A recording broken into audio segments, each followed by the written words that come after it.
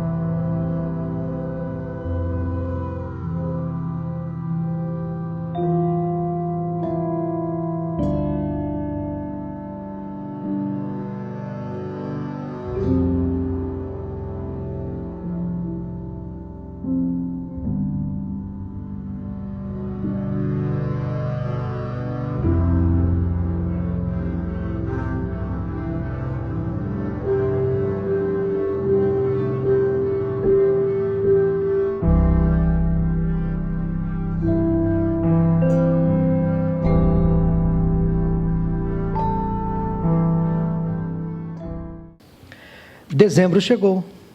Não sei se você já se deu por conta que nós já estamos em dezembro, o último mês do ano. Passou rápido, não foi? Hoje é dia 6 de dezembro. E dezembro é o mês de Natal, nascimento de Jesus. Eu me emociono muito quando chega dezembro, porque eu gosto muito de comemorar o Natal, na sua essência, no seu verdadeiro significado, o nascimento de Cristo. Eu queria que você, neste momento, começasse a se preparar para o presente que já chegou, para receber na sua vida, no seu coração, na sua família, nos seus negócios, nos seus planos, este presente maravilhoso que Deus deu à humanidade, que se chama Jesus Cristo. Eu quero chamar a sua atenção neste momento para o maior presente que o mundo recebeu. E quero que você vá se preparando para que durante esses dias que antecedem ao Natal, você possa realmente celebrar com alegria, esperar esta data, contar para os seus amigos, se mover pelo Natal, se entusiasmar pelo Natal, testemunhar, propagar que Jesus está vivo, ressuscitou, mora em nossos corações, Ele faz toda a diferença. Eu não sei se você gosta de receber presentes, eu gosto. Eu não sei se você gosta de dar presentes, talvez nem tanto. Mas de receber, todos aqui gostam de receber presentes. Há um autor chamado Gary Chapman. Ele escreveu um livro muito conhecido, As 5 Linguagens do Amor. Inicialmente ele escreveu As 5 Linguagens do Amor com foco no relacionamento conjugal. Mas o livro fez tanto sucesso que ele começou a escrever As 5 Linguagens do Amor para os filhos, para o adolescente, para o jovem, para os solteiros, para as crianças. E recentemente ele lançou As 5 Linguagens do Amor de Deus. Deus tem maneiras de comunicar o seu amor à humanidade. E é sobre este amor que eu quero falar com vocês nesta noite. Gary Chapman fala que uma das linguagens do amor, palavras de afirmação. Ou seja, nós precisamos ouvir elogios. Precisamos ouvir das pessoas que nos cercam, por exemplo, aquelas doces e belas palavras: eu te amo, você é importante, você é digno, você é merecedor, você é especial. Palavras de afirmação. Outra linguagem do amor, segundo o autor, é atos de serviço. São aquelas pessoas que, por exemplo, não são tão boas assim na fala, na comunicação verbal, mas agem de forma favorável a nós. Nos ajudam nas pequenas tarefas domésticas, por exemplo, nos servem. Por exemplo, eu sei que o irmão Araquém, essa é a linguagem de amor dele. Ele gosta de servir, preocupado, cadê a água? Daqui a pouquinho vai chegar. Olha lá, a esposa dele já falou que vai chegar. Ele faz um bolinho ali para o pessoal se alimentar, ele traz, ele corta, ele serve. Essa é a linguagem de amor.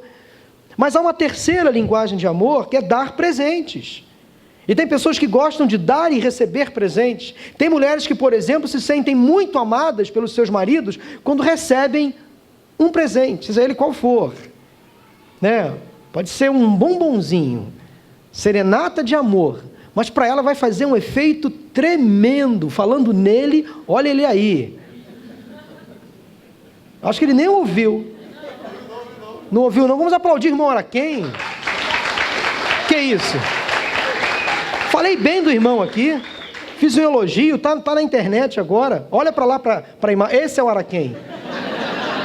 Lembra do Araquém, o showman? Lembra da Copa do Mundo de 1986?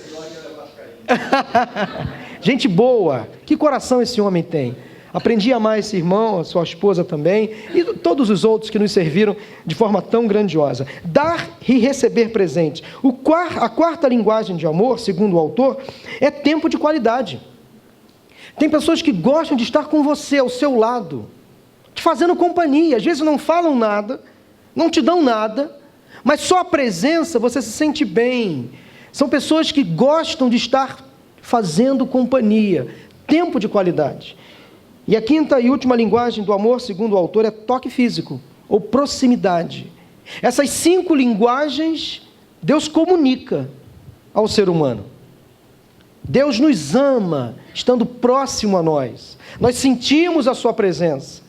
Deus nos ama quando passa tempo conosco, é a sua presença que nos conforta. Deus nos ama quando nos concede dádivas, bênçãos, presentes. E nada se compara ao presente com P maiúsculo, que é Jesus Cristo. Deus também nos ama quando nos serve, nos abençoa, envia anjos para nos abençoar. E Deus também nos ama quando fala ao nosso coração: meu filho, eu te amo, eu te valorizo, eu gosto de você, apesar das suas imperfeições, eu estou contigo, ao teu lado. Como é bom, meus irmãos, sentir o amor de Deus, a presença de Deus. Nós, quando estudamos sobre o amor, há 3 maneiras, por exemplo, de nós conceituarmos o amor, à luz da palavra de Deus. A Bíblia nos ensina que o amor ele pode ser expressado, conceituado, melhor dizendo, através do amor eros, atração. Quando um homem se apaixona por uma mulher, ele se encanta, ele se sente atraído pela mulher, pelo sexo oposto. Esta é um conceito, é um viés do amor. Mas há uma outra maneira também do amor ser conceituado e traduzido. É o amor philos ou philéu. É o amor companheirismo, amor amizade, aquele amor que une os amigos, aquele amor que um pai e uma mãe têm pelos seus filhos, que os filhos têm em relação aos seus pais. É o amor amizade. É o amor que faz você caminhar com a pessoa, investir tempo, estar com essa pessoa que você às vezes convive no trabalho, alguém da sua família. Mas há uma terceira maior expressão do amor. É o amor ágape. É o amor incondicional. É sobre este amor que eu quero falar nesta noite. E este amor está traduzido num versículo bíblico que é considerado por muitos como a Bíblia resumida, ou a Bíblia em miniatura. Esse versículo é o mais conhecido, talvez um dos mais conhecidos da Bíblia, que com certeza você pode citá-lo de cor. Mas se você não conhece, abra a sua Bíblia, acesse a sua Bíblia em João 3,16. Será que você pode citá-lo de cor nesse momento? Vamos juntos? Porque Deus amou o mundo de tal maneira que deu seu Filho unigênito, para que todo aquele que nele crer não pereça, mas tenha vida eterna. Somente as vozes femininas. Vamos lá? Porque Deus amou o mundo de tal maneira que deu seu Filho unigênito, para que todo aquele que nele crer não pereça, mas tenha vida eterna. Que doce, né? Ouvir a voz feminina. Agora a voz de trovão. A voz masculina. Vamos lá? Porque Deus amou o mundo de tal maneira que deu o seu Filho unigênito, para que todo aquele que nele crer não pereça, mas tenha vida eterna. Agora o trovão vai ficar doce. Todos juntos? Porque Deus amou o mundo de tal maneira que deu o seu Filho unigênito, para que todo aquele que nele crer não pereça. Quem escreveu essas palavras era um homem que sabia amar. João, o discípulo amado, o discípulo do amor. Jesus tinha um ciclo de amigos que caminhavam com ele, 12 seguidores mais próximos. Ele tinha um grupo de 70, um pouco mais flexível, ok? Instável. Mas havia um grupo fiel a Cristo, os 12 discípulos. Desses 12 discípulos, Jesus tinha 3 que ele tinha um relacionamento melhor, mais íntimo. Dos 12, ele tinha 3, Pedro, Tiago e João. E dos 3, ele tinha um especial, João. Ele, João, o discípulo amado. Interessante que quando Jesus estava para morrer ali na cruz do Calvário, lá em João capítulo 19, de versículos 25 a 27, ele na cruz, dando ali nos seus últimos momentos, ainda com vida, ele olha para a sua mãe Maria, olha para João, discípulo amado, e ele faz um pedido a João, e um pedido à sua mãe.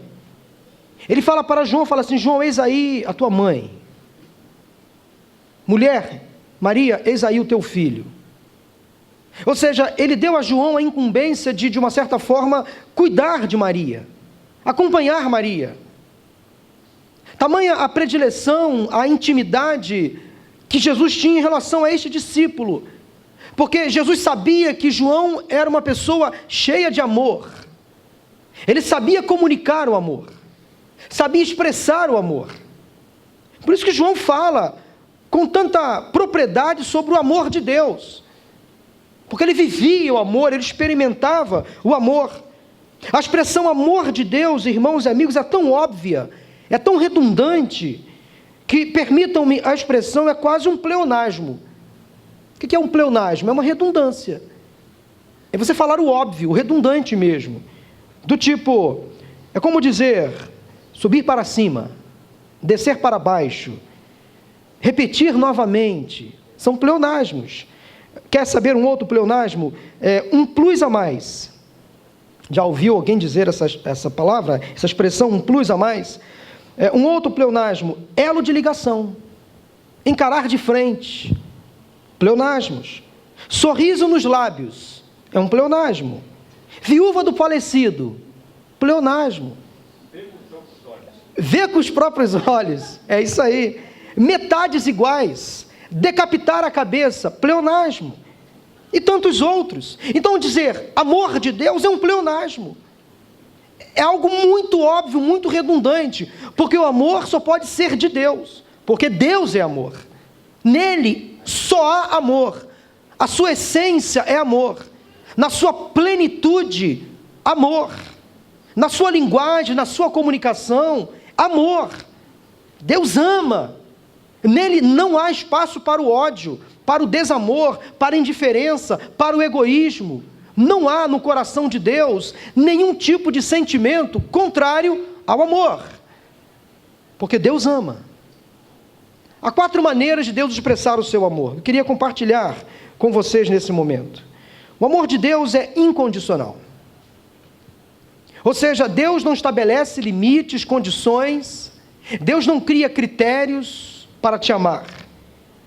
O que verdadeiramente motivou Deus a elaborar o plano de salvação, então foi o seu amor incondicional a todas as pessoas. Deus ama a todos, sem exceção, toda a sua criação. Todos são amados por Ele. Os que nasceram ricos ou pobres, os que moram na favela ou no palácio, os que nasceram no Polo Norte ou no Polo Sul, os que nasceram na África ou na Ásia ou na América, não importa. O amor de Deus é incondicional. E quando o texto de João 3,16 fala que Deus amou o mundo, a palavra grega para mundo é cosmos, que significa uma ideia de mundo como humanidade em geral. Deus ama todas as pessoas, toda a massa humana, mesmo aqueles que são completamente ignorantes a Ele, alienados, distantes. Deus não estabelece nenhuma condição. Até o mais cético, o mais ateu, é amado por Deus. Amar os bons, amar os justos, amar os santos é muito fácil. Agora, amar os pecadores, os infiéis, os injustos, amar os caluniadores, amar os difamadores, só Deus tem esta capacidade. Mas quer saber de uma coisa? Mesmo sendo Deus tão amoroso, tão justo, tão bom, mesmo Ele sendo a essência completa, absoluta e plena de amor e do amor, nós podemos amar como Ele amou. É possível amar com o amor de Deus. Daí eu quero fazer uma pergunta: será que você está de fato disposto a amar o seu próximo? A amar o seu cônjuge, por exemplo? Amar os seus amigos, seus irmãos em Cristo, de forma incondicional, sem estabelecer regras, parâmetros, limites, condições? Porque é muito fácil amar o bonzinho, o bonitinho, o cheiroso, o atraente, o agradável, aquele que fala a mesma linguagem. Mas o difícil, o desafio, é amar aqueles que não concordam conosco, é amar os nossos inimigos, é amar aqueles que nos perseguem, amar aqueles que nos maltratam, que falam mal de nós. Este é o desafio. Mas nós podemos, à luz da palavra de Deus, amar mesmo aqueles que nós não gostamos, que não fazem parte do nosso círculo de amizade. Interessante que esse amor de Deus incondicional, Philip Yancey, um grande escritor, escreveu certa vez sobre este amor de Deus da seguinte maneira: não há nada que possamos fazer para Deus nos amar mais. Não há nada que possamos fazer para Deus nos amar menos. Ele simplesmente nos ama, como somos. Como você é, pecador, limitado, inseguro, falho. Deus te ama exatamente como você é. É muito bom saber que nós temos um Deus que nos ama como somos. E você não precisa se esforçar para merecer o amor de Deus. Você não precisa pagar promessa, pagar penitência para merecer o amor de Deus. Você não precisa fazer nada além do que você já faz, porque Deus te ama exatamente como você é. Talvez a sociedade te ignore, os amigos deixem você para trás. Talvez você se sinta nesses dias um pouco desprestigiado, desqualificado. Talvez você recebeu um não de alguém, que fez com que essa autoestima ficasse lá para baixo. Mas você precisa receber nesta noite essa palavra: Deus te ama. E o amor dele é incondicional. A primeira expressão do amor de Deus é que o amor de Deus é incondicional. Mas em segundo lugar, o amor de Deus é sacrificial. Diz o texto: porque Deus amou o mundo de tal maneira que deu o seu Filho unigênito. Jesus foi o primogênito de Maria. E Maria, depois que nasceu Jesus, e o nascimento de Jesus através de Maria foi num ato divino. Maria deu à luz sendo virgem. Então, Jesus é o primogênito de Maria, porque ela teve outros filhos. Ela casou-se com José, efetivamente, após o nascimento de Jesus. E Jesus teve irmãos. A Bíblia cita irmãos de Jesus. Então, Jesus é o primogênito de Maria e o unigênito de Deus, o único filho de Deus. E Deus entregou esse filho. Deus amou o mundo de tal maneira, de tal forma, de maneira tão intensa, que para salvar a humanidade, depois do rompimento daquela ligação que havia entre ele e os homens, lá no pecado original, ele estabeleceu um plano. Ele desceu à terra, ele se encarnou, se humanizou, se transformou em servo, se fez homem como nós, viveu entre nós, se fez um de nós. E Jesus, enquanto Deus, ele era 100% Deus, 100% homem, mas como homem não experimentou pecado algum. O amor de Deus foi um sacrifício tremendo. Cristo na cruz do Calvário poderia dizer não ao sofrimento. Ele foi humilhado e insultado naquela cruz. Ele poderia abrir mão de todo aquele escárnio, sofrimento, humilhação, mas ele cumpriu a promessa, a profecia, melhor dizendo, que havia sobre ele, e não desceu da cruz. Ele se manteve lá, cumprindo o seu papel. Toda a humilhação, todo o sofrimento, o Deus homem experimentou, por amor a cada um de nós. Isto é sacrifício. Jesus morreu, e quando ele foi à cruz, ele experimentou a morte. Jesus, como homem, não tinha o poder da onipotência, porque como homem ele foi vencido pela morte. Jesus, como homem, não tinha o poder da onisciência, porque ali ele estava em dúvida do que aconteceria com ele enquanto homem. Ele perdeu esses atributos divinos. Ele morreu, ele foi vencido pela morte. Ele tinha dúvidas, ele sofreu antes de morrer. Se preciso, se possível, passe de mim este cálice. É a expressão humana da dor, da angústia, da dúvida, do que poderia acontecer com ele enquanto homem. Mas ele venceu a morte. Ele ressuscitou. O túmulo está vazio. Nós podemos dar graças a Deus porque nós servimos a um Cristo ressurreto, que verdadeiramente ressuscitou. Será que você está preparado? Será que você poderia se sacrificar? Será que você daria a sua vida por alguém que você ama ou afirma amar? Não falo se você poderia, por exemplo, doar um órgão. Doar um rim, por exemplo. Alguém da sua família ou compatível. Não falo que se você poderia deixar lá no seu documento um atestado dizendo que você, depois da sua morte, seria doador de órgãos. Não falo sobre isso. Mas eu falo em você doar a própria vida por aqueles que estão ao seu redor. Se você responder sim a esta pergunta, você realmente entendeu o amor sacrificial de Deus pela humanidade. Quando o ser humano está disposto a dar a sua vida pelos outros, ele entendeu o que de fato é o amor sacrificial. Lá quando João escreve a carta, em 1 João 3,16, e há uma coincidência santa nos 2 versículos, olha o que João diz lá, em João, 1 João 3,16, nisto conhecemos o que é o amor. Jesus Cristo deu a sua vida por nós, e devemos dar a nossa vida por nossos irmãos. Olha como João, lá em 1 João 3,16, reforça o que ele escreveu em João 3,16. Assim como Jesus Cristo deu a vida por mim, eu posso e devo dar a vida pelo meu próximo, pelo meu irmão. Este é o amor sacrificial. Como é bom quando a gente percebe o valor deste amor. Além de incondicional, ele é sacrificial. Em terceiro lugar, o amor de Deus é acessível. Se ele é incondicional, se ele é sacrificial, ele também é acessível. Diz o texto que porque Deus amou o mundo de tal maneira, que deu o seu Filho unigênito, para que todo aquele que nele crê, não pereça.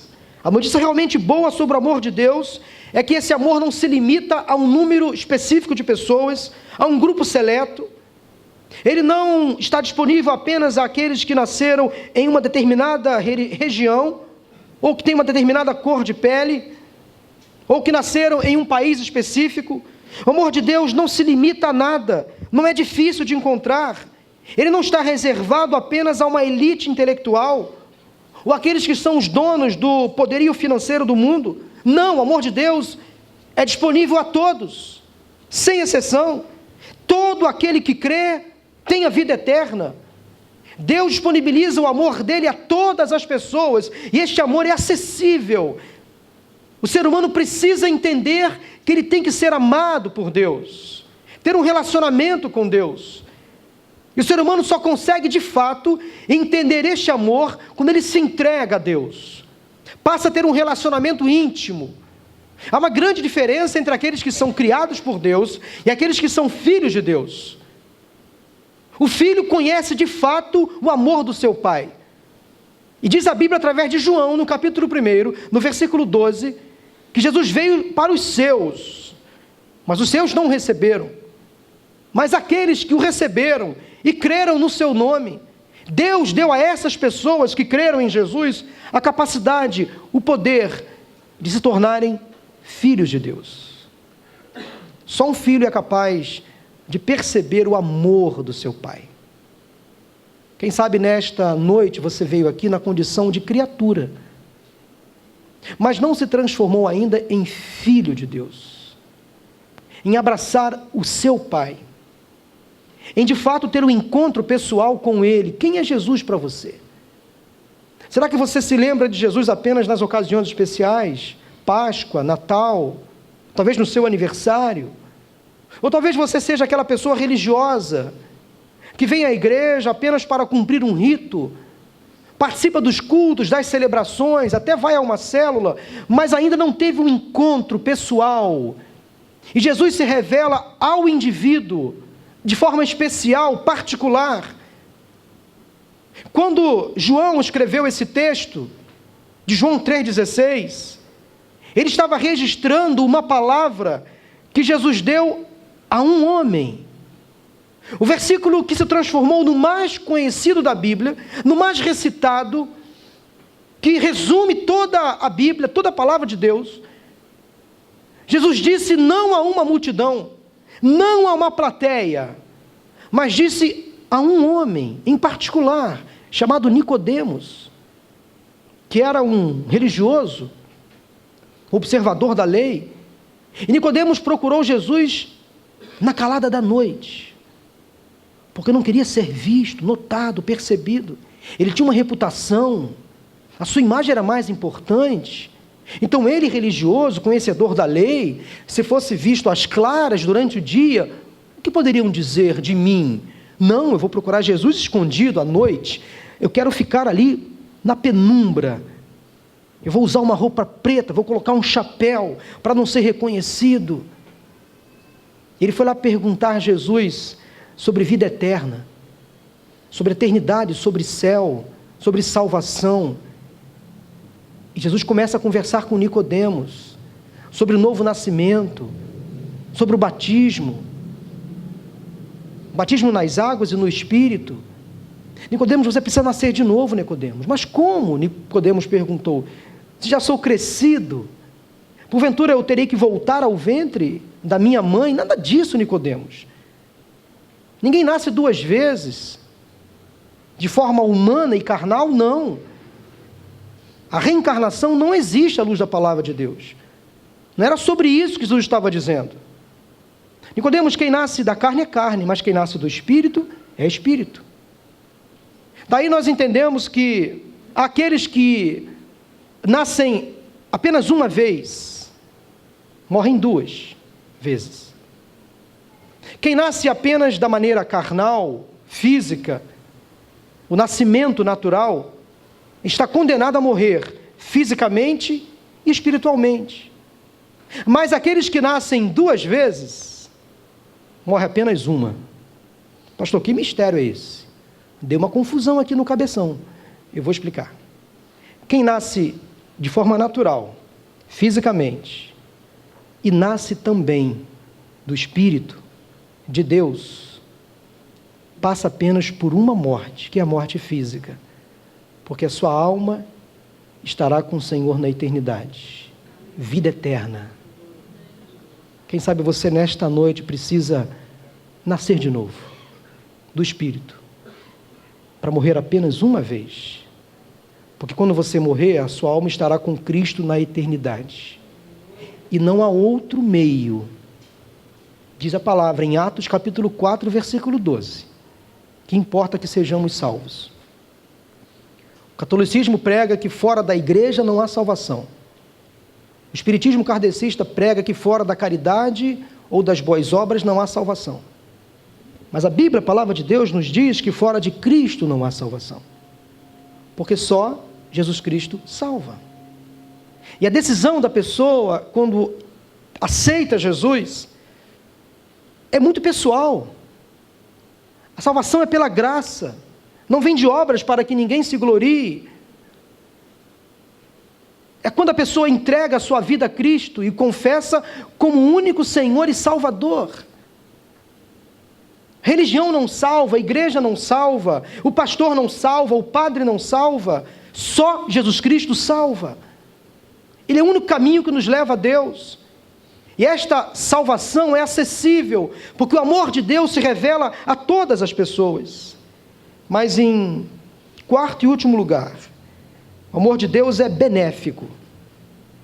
O amor de Deus é incondicional, é sacrificial, é acessível, é benéfico.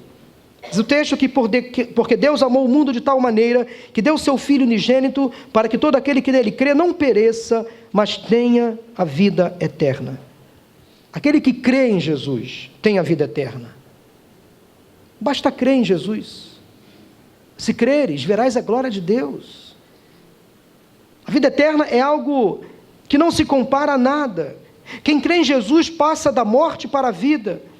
Há muitas pessoas, por exemplo, preocupadas somente com o presente, com a vida neste mundo, em ganhar, em lucrar, em usufruir, em conquistar. Não estão muito preocupadas com a eternidade. Nicodemos estava com essa preocupação, com a eternidade. E ao ser confrontado com a mensagem de Jesus, ele encontrou a verdade, que libertou Nicodemos. Nicodemos, porque Deus amou o mundo de tal maneira, Nicodemos, que deu o seu Filho unigênito, para que todo aquele que nele crê não pereça, mas tenha a vida eterna. O amor de Deus leva-nos a passar a eternidade com Ele, e esse é o principal benefício que o ser humano pode receber. É quando recebe o amor de Deus na sua vida, que dá direito a uma vida eterna ao lado de Cristo. Há cerca de 50 anos atrás, numa universidade dos Estados Unidos, um professor de sociologia fez com a sua classe uma pesquisa e solicitou que os seus alunos entrevistassem cerca de 200 jovens de uma comunidade bem carente, próxima àquela universidade. Eram jovens pobres, muito carentes, e as perguntas giravam em torno da expectativa que eles tinham em relação ao futuro. E uma determinada pergunta daquela pesquisa era a seguinte: você pode fazer uma previsão do seu futuro? E a pesquisa foi feita, e a constatação foi, na época, terrível. cerca de 90% daqueles 200 jovens disseram que no futuro estariam na prisão. Esse professor arquivou essa pesquisa e continuou ministrando aulas e aulas e aulas, e 25 anos depois daquela pesquisa original, lecionando a uma outra turma, ele pediu a esta outra classe que rastreasse aqueles jovens daquela comunidade, da pesquisa original, para tentar descobrir o que havia acontecido com eles. E os alunos foram a campo. E dos 200 jovens inicialmente entrevistados, eles conseguiram localizar 180. E dos 180, apenas 4 haviam sido presos ao longo da sua vida. Olha que mudança de paradigma, que quebra de paradigma. Porque tantas pessoas fazem previsões ou projeções tão pessimistas quanto ao futuro, que olham para frente e não conseguem enxergar nada de bom. Por que será? Porque falta nelas o amor de Deus. Porque o amor de Deus, e traduzido lá em Jeremias, ele fala das misericórdias do Senhor, que também é um lado do amor de Deus, é uma expressão do amor de Deus. Sentir a miséria do outro, isto é amar. Jeremias fala que as misericórdias do Senhor são a causa de não sermos consumidos, porque as suas misericórdias renovam-se a cada manhã. Grande é a sua fidelidade, diz lá em Jeremias, capítulo 11, versículo 29. Muitas pessoas ficam preocupadas com o amanhã. O que será amanhã? O que será o futuro? Mas quando nós entendemos o amor de Deus, nós podemos de fato descansar, quanto ao futuro, quanto ao amanhã, porque Deus vai cuidar. Ele está sob controle de todas as coisas. Eu tenho certeza que se você nesta noite, você que veio aqui, entregar a sua vida a Jesus, se você confessá-lo como o seu Senhor e Salvador, os seus conceitos vão mudar, os seus valores também, a sua perspectiva acerca do futuro também. Porque quando a gente confessa Jesus como Senhor e Salvador, e quando nós entendemos que Ele é, além de Salvador, Senhor, a gente descansa. Eu tenho um Deus que cuida de mim. Ele é o meu Senhor, não vai deixar faltar o necessário. O mundo pode entrar em colapso. Eu posso enfrentar dificuldades, sim, porque a palavra de Deus nos diz que no mundo tereis aflições. Não é pelo fato de você ser um cristão fiel que você não vai enfrentar dificuldades. As dificuldades surgirão, baterão à sua porta. Mas com Deus ao nosso lado, a dor é amenizada. O sofrimento é amenizado. As preocupações são amenizadas. As lutas são amenizadas. Quando eu tenho o amor de Deus comigo, ao meu lado. E quando eu me coloco na condição de servo, e Ele como Senhor da minha vida. Eu queria, para terminar, contar uma história muito conhecida, antiga, de um jovem que resolveu sair de casa antes do tempo, magoou pai e mãe quando saiu de casa, ofendeu, e foi viver uma vida distante, magoado, amargurado com o pai. E esse jovem continuava, mesmo distante de casa, mantendo um relacionamento por carta com a sua mãe. E a mãe orando por ele, insistindo para que ele voltasse para casa. E ele percebeu que precisava voltar, mas o orgulho fez ele pensar várias vezes: será que meu pai vai me receber? Depois de tudo que eu fiz contra ele, eu magoei, eu maltratei, eu fui rebelde, eu fui ingrato. Será que ele vai me receber? E aquele menino ficou um tempo então sem comunicar com a sua mãe. E ele mandou uma carta dizendo: mãe, eu quero voltar para casa, mas eu não sei se meu pai vai me receber. Mãe, me faça um favor, escreveu ele. Eu vou pegar o trem que passa perto da casa, onde a senhora e papai moram. E eu desço na estação seguinte. E esse trem vai passar perto da nossa casa aí. Mãe, faça um favor. Se papai me receber, coloque lenços brancos lenços brancos nos galhos de uma árvore bem grande que tem aí. Vai ser o sinal que papai me perdoa. E esse menino pegou o trem de volta para sua casa depois de muito tempo. Ele foi conversando com um passageiro ao lado, contando a sua história, e ele não teve coragem para abrir os olhos quando a sua casa estava se aproximando. Não teve coragem. Ele pediu ao passageiro ao lado: olhe para uma casa que vai aparecer agora, há uma árvore bem na frente dela, e verifica, olhe para mim, eu não estou conseguindo, não vou conseguir olhar. Olhe se há lenços nessa árvore. Olha se há algum lenço nessa árvore. E ele fechou os olhos, não acreditando que o pai poderia perdoá-lo.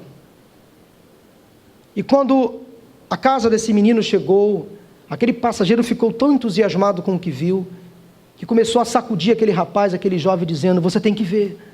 Mas eu não consigo. Abra os olhos, você tem que ver. Mas o que você está vendo? Abra os olhos, você tem que ver. Não há um lenço. Toda a árvore está coberta de lenços brancos. Toda a árvore é branca. O seu pai está te recebendo. O seu pai te perdoou.